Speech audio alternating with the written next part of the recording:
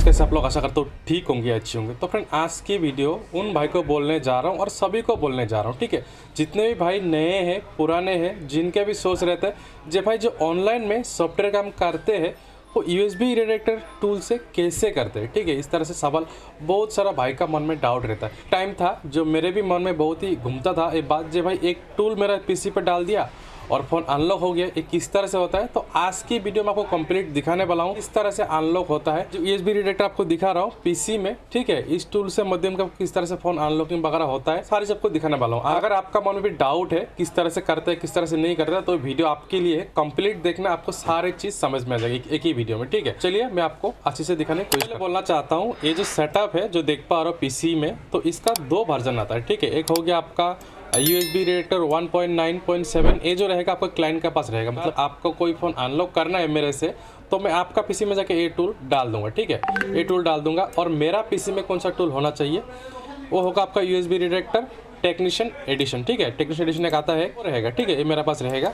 दो सेटअप आता है, समझो एक तरह से मेल फीमेल इस तरह से होता है। तो आपको सबसे पहले एक बात बोलना चाहता हूँ, ये जो टूल आप देखते हो भाई, इससे कोई फ़ोन वगैरह अनलॉक नहीं होता आपका, ठीक है। इस टूल का माध्यम से आपका कोई भी फ़ोन अनलॉकिंग नहीं होता है। तो ये टूल काम कैसे करता है? ये टूल का एक ही काम होता है भाई, आपका पीसी में जो भी पोर्ट लगा हुआ है, ठीक है, जो भी पोर्ट लगा हुआ है उस पोर्ट को आप अपना पीसी में फॉरवर्ड कर सकते हो, ठीक है, शेयर कर सकते हो। कोई भी अपने फ़ोन कनेक्ट कर दिया, उस फ़ोन का पोर्ट अपना पीसी में लेना चाहते हो, तो उस तरह से एक काम करता है, ठीक है। मार्केट पे इसका सॉफ्टवेयर नहीं है, और भी बहुत सारा सॉफ्टवेयर है जो पोर्ट फॉरवर्ड करते हैं, ठीक है, इस तरह से। तो हम लोग का लाइन में क्या होता है, हम लोग ज़्यादातर ये वाला यूज़ करते हैं, ये वाला यूज़ करते हैं क्योंकि ईजी रहता है, ठीक है, ईजी रहता है। और सभी भाई को पता है, कस्टमर को भी पता है जब कौन सा सेटअप मुझे रखना है, और को भी ईजी होता है और हम लोग को भी काम के लिए ईजी होता है, ठीक है। सबसे पहले जो आपका डाउट था वो मैंने क्लियर कर दिया, ठीक है। इस टूल का माध्यम से कोई भी फ़ोन अनलॉकिंग नहीं होता है। इस टूल का काम है सिर्फ पोर्ट शेयर करना। जैसे कि आपका पीसी में एक फ़ोन लगा हुआ है, उस फ़ोन का पोर्ट जो रहेगा, जैसे कनेक्ट किया पीसी में पोर्ट बनता है, फ़ोन आपने कनेक्ट किया पीसी में, उस फ़ोन का पोर्ट को सिर्फ उठा के अपना पीसी में लाना है। उसके बाद जो भी टूल रहेगा, जो भी चीज़ रहेगा, उससे हम लोग अनलॉक वगैरह करते हैं, ठीक है। ये डाउट आपको क्लियर हो गया, ठीक है। तो इससे कभी भी मत सोचना जब भाई इस टूल से फ़ोन अनलॉकिंग वगैरह होता है, नहीं होता है भाई, इससे कुछ नहीं होता है, सिर्फ पोर्ट फॉरवर्डिंग होता है। मार्केट में आपको इस तरह से काफ़ी सारा टूल देखने को मिलेगा, ठीक है, पोर्ट शेयरिंग वाला बहुत सारा टूल है, ठीक है। गूगल पे जाकर सर्च मारोगे ना तो आपको पूरा लिस्ट आ जाएगा, ठीक है। तो जिसका नॉलेज जहाँ पर है वो इस तरह से काम करे, ठीक है। तो मुझे ये अच्छा लगता है, हम लोग करते हैं, और भी बहुत सारा है मैं यूज़ करता हूँ, आगे आपको दिखाऊंगा।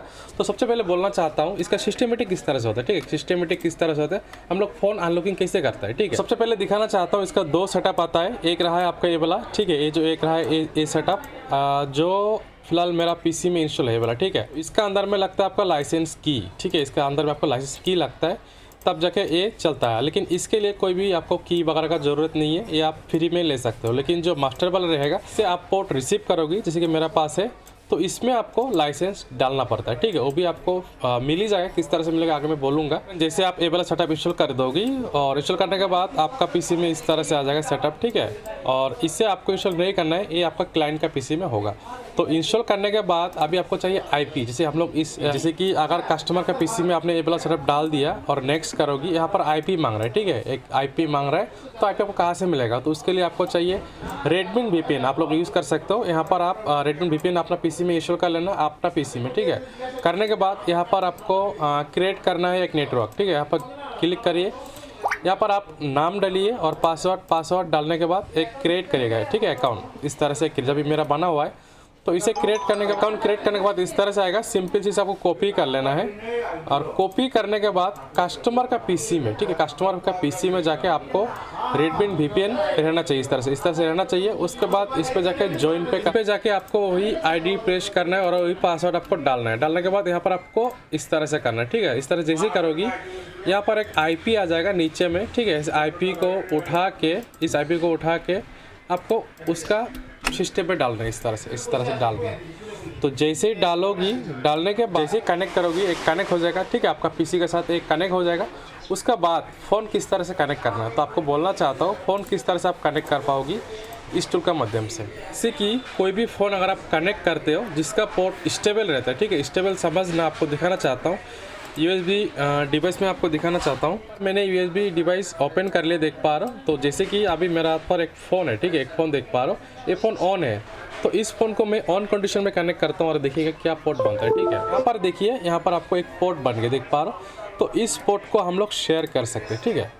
इस पोर्ट को हम लोग शेयर कर सकते हैं, कोई भी पोर्ट हो जो स्टेबल रहते हैं। जैसे मैंने कनेक्ट किया फ़ोन को इस तरह से और इसी मोड पे है, ना हिला ना कुछ भी हुआ, तो इसी पोर्ट को आप शेयर कर सकते हो, ठीक है। मैं आपको थोड़ा लिख के दिखा देता हूँ। जैसे कि हो गया आपका MTP मोड, उसके बाद हो गया आपका कॉलकॉम मोड, ठीक है, उसके बाद हो गया आपका ओडिन मोड, हो गया आपका ADB मोड।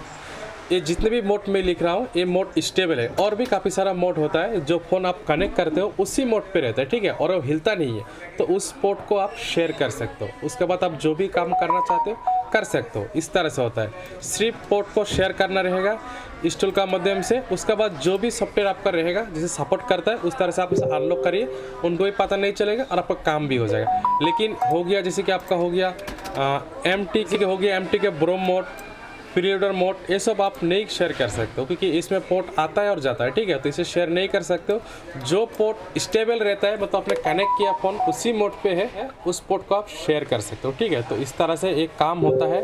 आप लोग सोचते हो जो भाई वो टूल अगर हमको मिल जाए तो हम तो पूरा फ़ोन ही अनलॉक कर लेंगे, तो इस तरह से नहीं होता है। खेल तो आप तभी समझ पाओगी जब आप मार्केट पे काम करोगे, सीखोगी, टूल का नॉलेज लोगी, तभी आप सीख पाओगे, ठीक है।